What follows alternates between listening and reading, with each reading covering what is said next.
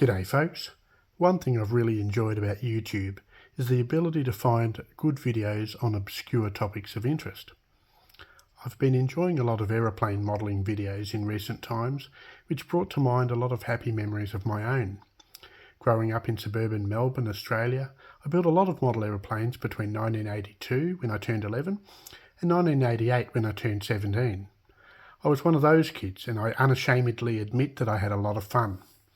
Matchbox models were my favourite, for reasons I'll explain in a bit. I was an enthusiastic model builder, and looking back I can see that I never built model to show standards, but I had a lot of fun putting them together. And so, in recent years, I've found examples of the model kits that I enjoyed back then, and at last count I've got about 50 Matchbox kits in my stash. Maybe I'll build them, maybe I won't, but they're nice to enjoy out of pure nostalgia. So today I thought I'd share a look at what was probably my favourite of the Matchbox models, the P-51D Mustang, or the Royal Air Force Mustang 4, model number PK13 from the purple range of small, generally single-engined and single-seat aircraft. Or the Dooley-Bird Mustang.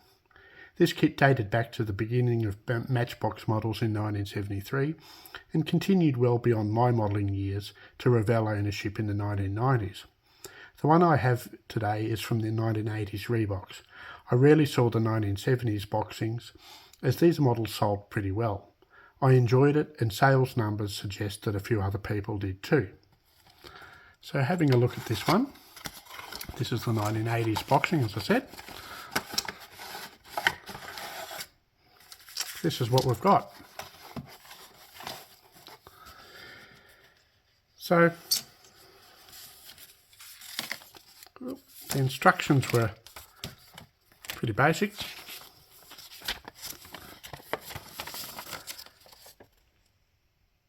Tells you what you need.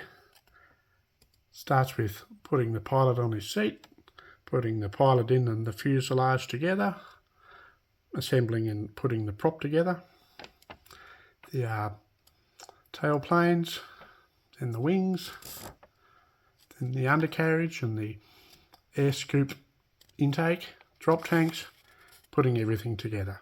Simple. A lot of fun putting them there, and it also gives the colours, the Humbrol colours I think, but I used the water-based paints instead. Just a bit of other information about what colour goes where. It was all black and white, so you had to refer back to the chart on the other page or look at photos. Decals were pretty good. They had the two options, the colour options, a US Army Air Force P-51D, or I think it's actually 19 Squadron Royal Air Force Mustang 4 in the RAF colours, and the Ken Huxley box art was always a treat. And looking at the box itself, it was handy because it gave you a picture of what the model would look like if you put it together without paint. And these ones, the 1980s rebox, came in the green and the grey. The ones from the 1970s were in fairly bright colours, which you really had to paint if you didn't want them looking kind of out there. And then on the back, of course, you've got the basic layout of the two colour options. A little bit more information there. This is a 1983 copyright, and I see on this side stamped into the box it's got 1084, so I'm not sure whether that does indicate that it was an October 1984 boxing. Could be. And so then again on the end of the box, when you'd see them all there in the shop, you knew what you were getting. Now we'll have a bit of a look at the plastic. So yeah, you can see there that there's a fairly well-defined panel lines. For the ones that are raised, you could sand them off. For the ones that were deep, you could fill them in. But parts were basically detailed, good enough for me. And then when you look at the wing section, similar again. You've got raised panel lines here, which you could use the edge of the blade to scrape down, or you could sand them down. And while we're having a bit of a closer look, just thinking about it, why did I like Matchbox models so much? Well, Matchbox models went together easily and they looked good enough for me. While I look now at the past and I hear about the lack of detail on the trenches or the raised panel lines, the questionable accuracy and the thick transparencies, that wasn't a problem when I was 13. I quickly learned how to fill the trenches in and sand down the lines, and they were easy to build. They weren't covered with oversized rivet detail like you saw on a lot of the older Airfix and Revell kits. And if you got yourself a decal sheet with RAAF Australian roundels, you could build quite a few different Australian varieties. And again, looking at the stampings there, it's got the 1973 copyright date inside there, but as we saw, this is an 80s rebox. The thing about Matchbox models is they were locally available. You could get them at newsagents, you could get them at your local toy shops. If I wanted one of the fancy kits, like one of the Hasegawa kits, I had to catch a train into the city and visit Hearn's Hobbies or one of the other model shops in there. While that was always an adventure, it wasn't always an option, so the local shops got most of my business.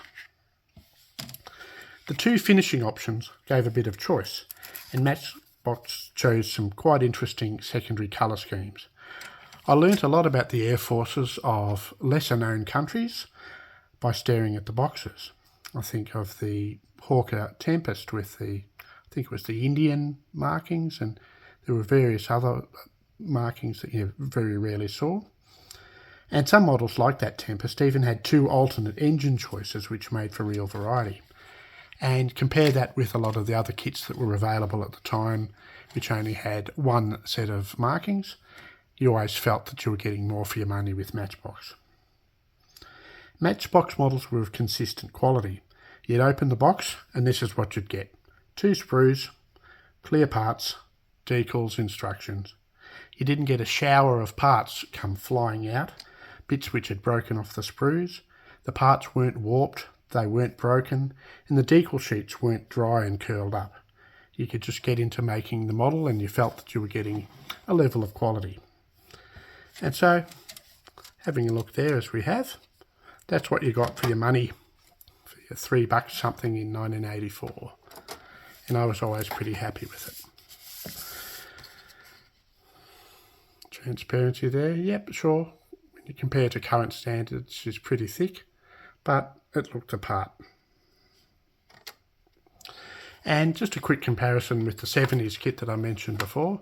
This was the one I very rarely saw them available back in the day, but these were, as you can see, bright colours, and you got the window in the box there, so you knew what you were getting. Same colour schemes as we saw, that hadn't changed. And if you'll have a really quick look, compare the colours. Of course, the 70s one also has the stand, which was a bit of a bonus. But if you compare the colours of the 70s one with the colours of the 80s one, you know, one looks a lot different from the other.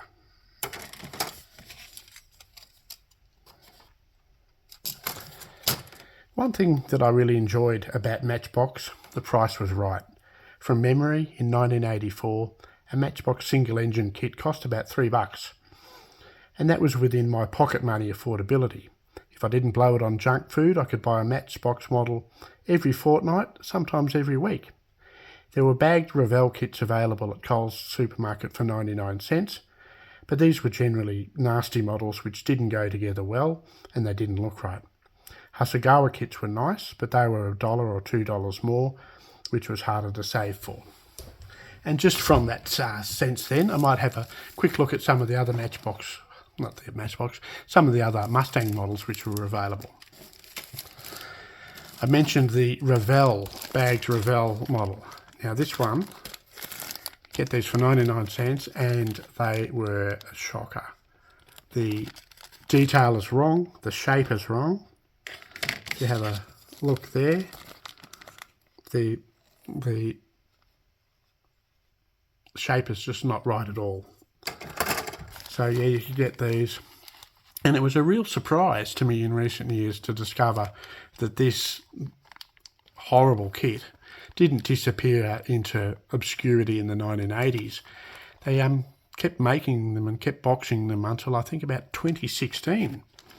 So yeah, I'm not sure what they were thinking there, but yeah, that thing was a shocker. The Hasegawa kit I mentioned, which were the good ones, they were harder to get, as I said. You had to go right out of your way to get one. And these were, yeah, they were actually well, I have to say, definitely say they were a better model than the Matchbox model. They had better detail, they were considered to have, well, they had more detail and they were considered to be more accurate.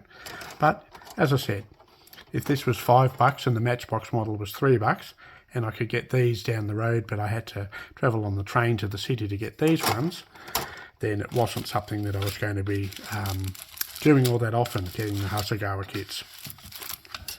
Another thing about the Hasegawa ones is that they had the separate canopies. They had the Inglewood canopy and the Dallas canopy for the Mustangs, slightly different shapes, different decal options, of course.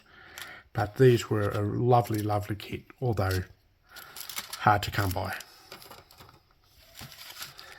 And